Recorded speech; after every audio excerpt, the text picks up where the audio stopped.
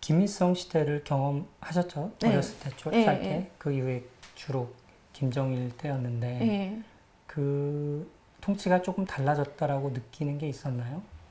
그때는 너무 어렸으니까 그런 분별이 없었는데 사실 김정일이가 정치를 제일 못했죠. 사람을 350만이나 죽였는데 고난의 그럼요. 제일 못했고 달라진 건 없었고 제일 한심했죠. 예.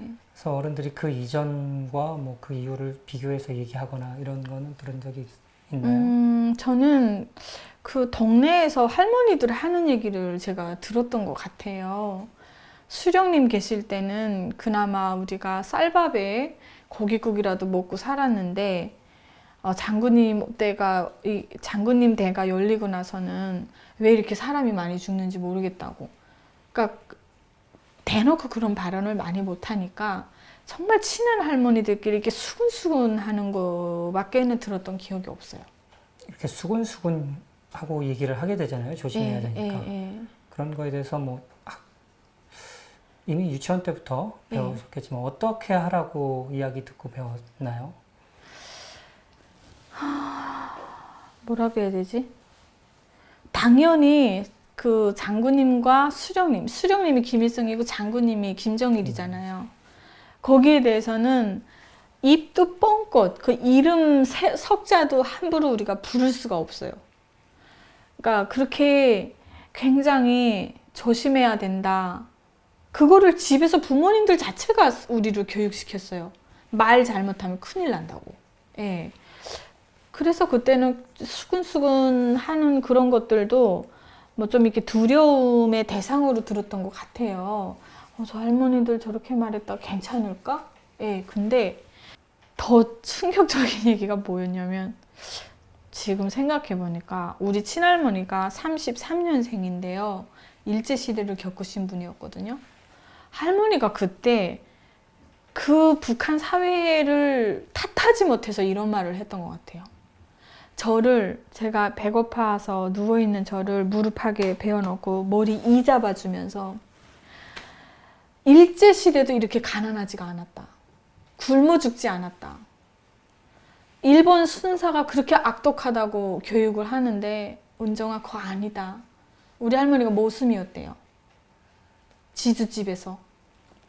그 지주가 자기 모습이 거지같이 하고 나가면 자기 집 얼굴이 망가지기 때문에 이미지가 깎이기 때문에 모습들도 다 잘 입히고 잘 먹였다는 거예요. 33년에 태어나셔서 지금껏 살아오시면서 굶어 죽는 건 지금 처음 본다 이거예요. 지금. 그랬던 우리 할머니가 진짜 굶어서 돌아가셨거든요. 그 얘기가 가장 강하게 남았어요. 그리고 그 외 다른 사람들 중에 이야기를 잘못해서 끌려가거나 잘못된 경우를 보셨나요? 아까 많이 봤죠. 가족 이야기도 하셨잖아요. 예. 그렇죠? 어렸을 때는 저희 학급에 김금철이라고가 있었어요. 근데 금철이네 집이 어느 날 아침에 안 보여요. 그래서 학교도 안 나오고 뭐 하루 이틀 그런가 보다 했는데 나중에 소문이 서관이라고 농업비서 아시죠? 북한의 그 농업상. 그 사람이 이제 처형이 되면서 간첩단으로 몰렸잖아요. 그 사돈의 8촌까지 그 사람의 친척 뿌리를 찾아내가지고 얼굴도 못 본 사람들을 수용소에 갖다 넣었는데 저희 학급에 김금철이네가 그게 걸린 거예요. 그래서 실려가지고 하룻밤에 없어진 건 봤어요. 그러다 제가 탈북하기 전에 술을 마시고, 그러니까 저희 대형단 동네인데요. 저도 이제 소문으로 들은 거죠. 중국에 친척이 있는 사람이 대형단 저희 동네에 있었는데 이렇게 방문으로 해서 중국을 갔다 나왔어요. 가보니까 중국은 별천지더래요. 왜 저렇게 잘 살까? 그렇게 하다가 이 사람이 이제 세뇌가 깬 거죠. 술을 마시면서 아버지들이랑 이런 말을 했대요. 우리 북한이 못 사는 이유가 다 저 김정일이 저놈 새끼가 정치를 잘못해서 그런다고. 같이 술 마신 사람이 갖다 꼬자질을 한 거예요. 제가 탈북하기 한 몇 개월 전에 그 집이 없어졌어요. 그걸 봤어요. 무섭더라고요. 그래서 북한은요, 술을 마셔도 혼자 마셔야 됩니다. 그래도 이제 그 한국 영화 이런 건 보셨다고 했잖아요. 네. 그거는 탈북하기 전이에요. 네, 그러니까요. 탈북 네. 전에도 네. 그 중국에서 보셨다는 건가요? 북한에 있을 때도 보지 않으셨어요? 그러니까 북한에서 봤는데 한국 드라마를 본 건 탈북하기 조금 전에 본 거예요. 조금 전에. 예. 이제 제가 초상화 얘기랑 했잖아요. 그때는 뭐 그런 거 꿈도 못 꾸고 엄두도 못 냈고요.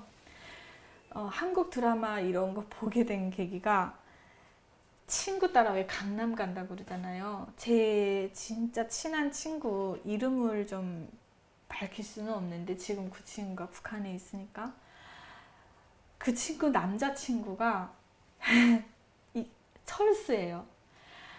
야, 근데 그 내 절친의 친구를 지금 꼬셔야 되는데 한국 그 드라마하고 노래를 갖고 와가지고 꼬신 거예요. 근데 얘는 진짜 북한에서 그때 한국 드라마 노래 딱 갖고 나타나잖아요. 그러면 걔는 정말 최고로 멋있는 남자인 거예요. 그러니까 막 사귀자 말 안 해도 담배 사다 주고 술 사다 주고 그거 한번 듣고 싶어가지고요. 그런 상황이었는데 내 친구가 절친이니까 보여준다는 거예요. 그래서 개인집 뭐 이런 데로 따라갔더니 야, 세상에 무슨 비밀 조직하는 줄 알았어요. 애들이 다 앉아 있는데 조용하고요. 앞뒤를 이거 창문으로 불빛 못 빠져나가게 다 막아놓고 거기서 이제 그 가장 유명해요. 북한에서 얼마만데 그 원빈이가 성혜교한테 그걸 보면서요 너무 멋있기도 하고 눈물 나기도 하고 야 정말 그때 굉장히 충격적으로 봤었고 사실은 그게 한국 건지도 몰랐어요. 한국어로 얘기하는데. 한국어로 얘기하는데 몰랐어요. 우리는. 남조선은 정말 좀 신기한 게 몰랐죠. 뭔지 아세요? 얼마나 세뇌가 됐으면 남조선도 우리가 너무 밉고 안 좋은 소리만 들으니까 한국도 우리 말이 똑같다는 거를 인지를 못했었어요. 그때는. 아 정말 그때 완전 쇼킹했던 거예요. 그 다음에 이게 문화의 힘이 얼마나 크냐면요. 이 친구가 두 번째로 뭘 또 들려주냐면 노래를 들려주는데요. 테이프였어요. 테이프인데 CD도 아니었어요. 거기에 한국의 60년대, 70년대 노래들 지금 이제 듣지도 않아요. 그런 노래가 넘어왔는데 북한 애들은 그걸 듣고 자지러지는 거예요. 뭐 태진아의 동반자, 그 다음에 잘 있어요, 잘 있어요, 잘 가세요 이 노래 있잖아요. 나너 좋아해, 너나 좋아해 이거랑 김혜연의 서울, 대전, 대구, 부산 찍고 뭐 백두산에서 하는데 야 백두산에서 이것들이 뭐 한다는 거니? 하면서 그 발음은 잘 못 알아듣겠고 밤새도록 그 망을 봐가면서 한 10대 명이 춤을 추고 놀았거든요 우리. 근데 있잖아요 다음날에 무슨 일 시키는 줄 아세요? 우리 세멘트 날라야 돼요. 시멘트가 얼마나 무겁냐면요 요만한 덩어리 하나가 25kg예요. 그걸 2개씩 지고 날랐어요. 밤새도록 그 춤추고 잠 한 잠 못 자고 그러고 티내면 안 되잖아요. 일은 해야 되니까. 합숙 생활할 때니까 그때. 그래서 이게 시멘트를 메고 이러고 하는데 힘들지도 않고 머릿속에는 그 노래 가사만 계속 맴도는 거예요. 정말로. 예. 그래서 참 그때를 생각하면은 제가 너무 세상에 이런 노래도 못 듣고 살아온 그 사회에서 살았다는 게 불쌍한 것 같고 지금도 북한 주민들 생각하면 가슴이 아파요. 네. 밤새도록 놀아도 너무 재밌었던 네. 거잖아요. 네. 근데 그런 걸 너무 여러 명이 같이 모여서 위험하게 한 건 아니었나요? 근데 이게 질문을 왜 이렇게 잘하세요? 그 친구 걸렸어요, 철수. 네. 감옥 갔어요. 그랬어요. 네. 그 다른 친구들도 같이 위험했을 텐데. 근데 그 친구가 똑똑한 게 뭐냐면요. 그 친구 너무 멋있었어요. 분명히 우리가 같이 놀았다고 누가 신고를 했어요. 신고를 해서 주모자가 누구냐 해서 철수다 해서 그 친구를 잡아 들어갔는데 그 친구가 아니다. 나는 걔네랑 본 적이 없다. 나 혼자 봤다. 아예 우리를 다 지켜준 거예요. 와, 북한에 그런 친구가 있다는 게 영웅스러워요. 예. 그래서 그 친구는 끝내 그러니까 감옥이라고 하게 되면은 북한은 이제 큰 감옥이 있고 단련대라고 아시죠? 노동 단련대를 단련대. 갔어요. 네. 그건 작은 감옥이거든요. 거기 단련대 6개월을 갔다고 하더라고요. 그래서 그때 그 얘기 들으면서 좀 미안하고 그랬었어요. 예. 6개월 그럼 단련대 다녀와서 친구하고 잘 됐나요? 아니요, 그때 그 이후로 제 친구요 네네. 헤어졌다고 하더라고요. 아이고, 안타까워서요. 그 엄마가 반대를 했대요. 저 불량뱅이랑 사귀면 안 된다고. 그럼 그 철수 씨가 좀 뇌물 고이고 풀려 나오고 할 수 있지는 않았을까요? 뇌물을 거였기 때문에 단련대로 온 거예요. 형을 몇 년 몇 그 들어갈 뻔한 거를. 예. 그나마 뇌물을 줘서. 예, 예. 그리고 이게 그 친구가 이제 우리가 10대 명이 봤다고 했잖아요. 그러면 이 친구는 주모자예요. 그러면 선동죄에 해당하기 때문에 더 큰 이런 형을 받을 수 있거든요. 철저하게 부인한 거예요. 나는 그 장소에서 혼자 봤다고. 죽었다 깨나도 불지 않은 거예요. 그래가지고 이미 다 알고 있을 텐데. 알고 있는데 그 조사하는 사람들도요. 부는 사람은 이 바보 모조리 이런데요. 안 부는 사람은 속으로 야 이놈 똑똑하구나 지켜주고 싶대요. 오히려. 근데 얘가 너무 철저하게 아니라고 완강하게 해버리니까 그리고 그 뒤로 뭐 한 두 사람 이렇게 짐작을 해갖고 이렇게 데려가서 신문을 또 했나 봐요. 근데도 그 친구들도 우리는 본 적이 없다. 이렇게 해가지고 잘 넘어갔는데 그나마 여러 사람 이제 그 친구가 부인을 하다 보니까 혼자 본 걸로밖에 안 됐잖아요. 그래서 단련대를 갖고 뇌물을 썼다고 하더라고요. 예. 부모님이 그 친구 집이 유곡이었거든요. 대형단에는 유곡이라고 있어요. 거기서 이제 돼지를 갖다 보였다고 했었나 그랬던 것 같아요. 예. 돼지면 굉장히 큰 뇌물일 텐데. 북한은 돼지랑 이런 짐승들을 다 집에서 기르잖아요. 그리고 그때 제가 거의 일이 있고 나서 그러니까 그 막 음악 듣고 이렇게 하고 나서 얼마 안 있어서 전 돌격대를 나갔거든요. 네. 돌격대를 나가서 이제 소식을 전해 듣다 보니까 정확히 그 신고한 사람이 누군지는 제가 전해 듣지를 못했어요. 예. 그런 일이 있어도 알려주지도 않고 알 수도 없고 그러죠. 예, 그냥 왜냐하면 그 뭐 신고 차원에서 보호라는 게 있나 봐요. 왜냐하면 걔는 당에 장한일을 한 거거든요. 신고를 했기 때문에. 같이 보고 신고할 거면 왜 받는지 모르겠어요. 같이 예. 본 애들 중에 있었던 예, 거죠. 그 중에 그러니까. 있었던 거예요. 예. 그럼 그냥 그 친구들 중에서도 쟤인 것 같다 뭐 이런 식으로 얘기 돌거나 그러진 않았어요? 그때 제가 돌격대로 나가 바로 있어가지고 나가버려가지고. 예. 그 뒤로 이제 제가 그때 청년동맹 부반장이었는데 아이고 돌격대 다 안 나가겠다고 해요. 그래서 이게 제비 뽑기 했어요. 임산부가 걸렸어요. 어떻게 해요? 임산부 어떻게 나가라고 그래요? 그래서 제가 나갈게요 하고 저는 그때 얼마 안 되고 나서 바로 천수발전소 돌격대를 나갔거든요. 배감에 있는. 예. 돌격대를 가고 나서 그럼 그 이후에도 계속 한국 드라마는 보셨나요? 아니 못 봤죠. 그때 이후로는. 그게 돌격대에 갔기 때문에 못 본 건가요? 아니면 보고는 싶었는데 위험하니까? 사실 돌격대를 나가니까 너무 힘들었어요. 정말 잠도 안 재우고요. 이거는 아휴 누가 한 명이 도망치잖아요. 그러면 온 소대가 다 시달려가지고 도망친 사람을 찾으러 다녀야 되는 거예요.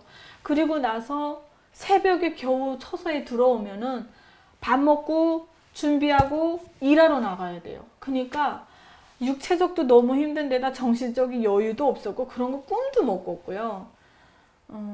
아마 돌격대를 안 나갔다면 저도 계속 거기에 대해서 이렇게 하다가 또 어떤 사고를 치지 않았을까? 그런 한국 드라마 더 보고 네. 더 보고. 위험에 좀 처해지지 않았을까? 이런 생각을 했어요. 예. 그때 너무 힘들어가지고 그런 건 꿈도 못 꿨어요. 돌격대에서는. 그래서 그 드라마를 안 본 건 몸이 피곤해서 였던 것도 있을 테고 그다음에 걱정돼서 또 뭐 또 잡혀갈까 봐 이런 것도 있었을 텐데 그 중에 뭐가 더 큰 이유였을까요? 그거는 둘째죠. 돌격대에 갔는데 한국 드라마라는 게 내가 보고 싶다고 해서 무슨 사서 볼 수 있는 게 아니잖아요. 이제처럼 뭐 내가 그쪽에 관심이 있어가지고 뭐 그 철수 그 친구처럼 자기가 직접 이렇게 해서 볼 수 있는 상황도 아니고 그 드라마를 보려면 그 CDR을 갖고 있는 누군가를 알아야 되는데 돌격대에서는 그게 안 통한단 말이에요. 거긴 일하는 건설 현장이고 다 입당하러 나온 사람들이 90%예요. 그러다 보니까 있을 수가 없는 거죠. 한국에 와서 지금 이제 북한 생활을 보면 제일 이제 충격적이다, 아니면 속상하다, 혹은 화난다라고 하는 것들이 있을까요? 있죠. 가장 화가 나는 거는 자기들이 주민들 먹고 살게 그 환경을 만들어 주지도 않으면서 먹고 살겠다고 발버둥 치는 사람을 불법자로 몰아서 감옥 보내는 거예요. 그리고 자기들의 생각과 조금 다르다고 해서 그 사람의 인생을 송두리째 망가뜨려 가지고 평생 나올 수 없는 살아있는 지옥, 정치범 수용소 안에 사람을 가둬놓고 일평생 거기서 죽게 만드는 이런 나라가 세상에 어디 있습니까? 나는 그게 가장 화가 나고요. 북한 주민들이 인간의 권리, 인권이란 자체를 모르고 살아가는 것도 불쌍한데 자기들이 지금 뭔 짓을 하는지도 모르면서 맹목적인 충성을 할 수밖에 없는 정신적 기형아가 됐다는 사실이 분노해요. 그 사실에 저는 분노합니다. 인터넷에 대해서는 그러니까 중국 가서 알게 되신 거죠. 그럼요. 우리는 인터넷이 있는 줄도 몰랐어요. 북한 안에도 이제 다른 망이나 뭐 네트워크가 있긴 한데 그런 건 들어보지도 못하고 써보지도 못했죠. 몰랐어요? 아예 몰랐어요. 네. 중국에 갔을 때는 어떻게 그 인터넷이라고 하는 걸 접해 보셨어요? 그게 사실 저는 6개월 돈 벌려고 넘어왔지만 동네 언니가 저를 꼬셨거든요. 알고 봤더니 제가 팔려온 거예요. 제가 3번 팔려갔어요, 중국에서. 근데 딱 중국에 갔을 때 저희는 너무 들뜬 거예요. 빨리 돈 벌어갖고 돌아갈 생각에 야, 중국에서 6개월만 벌게 되면 북한 가면 부자 된대. 이런 생각에 넘어왔는데 일자리를 달라고 하니까 야, 내가 너네 돈 주고 샀어. 이러는 거예요. 그래 너무 화가 나서 문박차고 나왔다가 갈 데가 없으니까 다시 제가 그 집을 찾아 들어갔어요. 그래가지고 거기 이제 있는데 우리를 세워놓고 내 친구 우리미하고 둘이 탈북했는데 앞으로 옆으로 뒤로 다 사진을 찍어요. 그리고 여기 저기 다 뿌린대요. 그리고 이제 우리 사겠다는 사람이 나타나면 저는 팔려 가야 되는 거죠. 그 기간 동안 저희를 사겠다고 이제 사람이 나타날 기간 동안 저희가 집에 있으니까 밖에도 못 나가고 딱 갇힌 생활하는데 어떡합니까? 그러니까 그 조선족 아저씨가 드라마도 많이 보여주고 왜냐면 저희를 화나게 하면 안 되잖아요. 저희는 굉장히 애들이 셌어요. 반항하고 말 안 들었어요. 그래서 3번 팔려갔어요. 감당이 안 되니까 다른 브로커한테 팔더라고요. 그런 상황에서 저희를 굉장히 좀 잘 달래주려고 이건 인터넷이라는 거다. 한번 해봐라. 뭐 자판기 어떻게 두드리는지 모르잖아요. 근데 북한에서 자판기라는 거 무슨 이게 뭐 컴퓨터 좀 잘 사는 집 애들이 배운다고는 말은 들었거든요. 뭐 글자 치는 걸 알려주더라고요. 그래가지고 이게 다 보이잖아요. 그래서 이제 인터넷을 그렇게 접했던 거죠. 그럼 인터넷을 어떻게 쓰는지 알려주고 했을 때 그때 그럼 처음에 어떤 것들을 찾아보기 시작했어요? 그때 제일 처음 접했던 게 그 아저씨가 보여준 거, 그 알려준 거, 김부자. 그거고 그다음에 북한에서 봤던 원빈하고 그 연예인들 찾아봤던 것 같아요. 그게 제일 궁금했어요. 네. 그 아저씨가 뭐 김정일 이런 것들 검색해서 보여주던가요? 예, 처음에는 그렇게 알려줬고 너네가 이렇게 하면 원하는 거 치면 두들기만 하면 나온다. 그래서 그거를 해봤고 그 다음에 그 이제 말씀드렸지만 연예인들 원빈 그 다음에 권상우, 최지우 정말 이런 사람들이 존재하나 봤는데 와 드라마에서 보던 거랑 또 다르고 작품들도 너무 많은 거예요. 그리고 돈을 그렇게 많이 번대요. 그 다음에 제일 때려 죽이고 싶었던 게 누구예요? 김태희였어요. 김태희. 왜요? 너무 악역으로 봐가지고 막 분노를 하면서 봤거든요. 네. 그래서 근데 세상이 이쁘고 드라마랑 또 다른 거예요.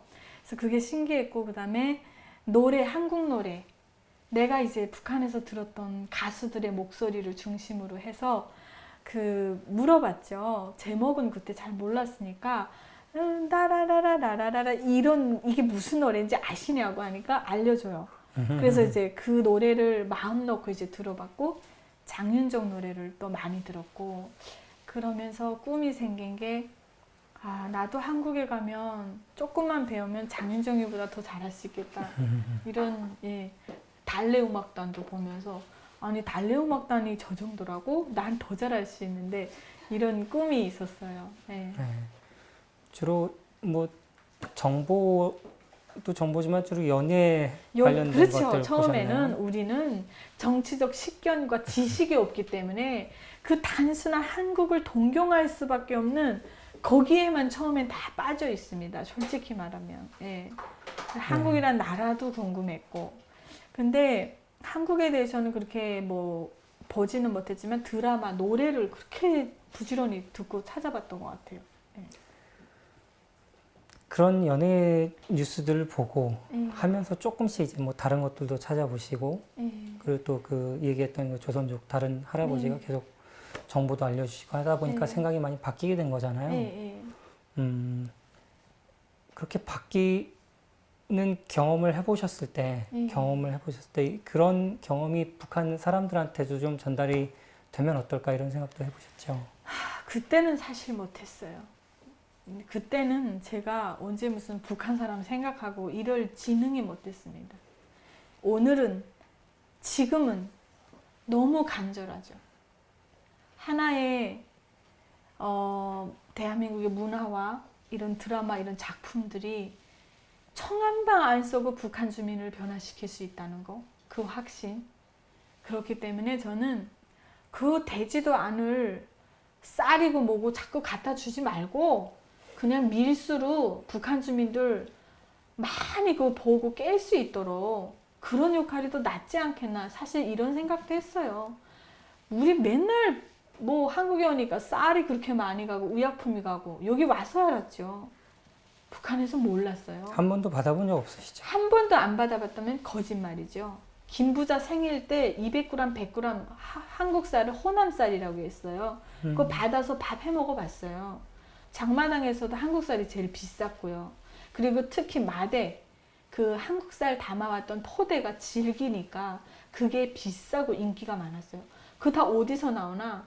군으로 가면 군인들이 팔아먹고 그 단간부들한테 가면 단간부들이 팔아서 결국엔 주민들은 야매로밖에 그걸 못 사 먹는 거예요. 장마당에서 그럼요. 단 한 가지 이득이 있다면 대한민국은 이렇게 잘 사는 나라래 라는 거를 주민들이 어느 정도를 알게 하는 효과가 있겠죠. 결국에는 그게 군이나 이런 데로 들어가서 체제를, 그 생명을 연장시켜 주는 것밖에 안 되잖아요. 그래서 저는 진짜 북한 주민들이 원하는 게 뭔지를 잘 고심해서 저들의 세뇌가 바뀔 수 있는, 세뇌가 바뀌면 모든 게 바뀝니다. 가장 중요한 거는 밖에서 문을 두드려주는 역할은 우리가 할 수 있어도 북한에서 주민들이 들고 일어나고 주민들이 변화되지 않고는 저는 어렵다고 생각이 들더라고요. 제 말이 뭐 다 맞는 건 아니지만 제가 느낀 견해는 그렇습니다. 네, 알겠습니다. 그래서 오늘 이야기를 정말 잘 들었고요. 말씀하신 대로 안에서 사람들이 변화가 있어야 실질적인 변화가 있을 것 같아요.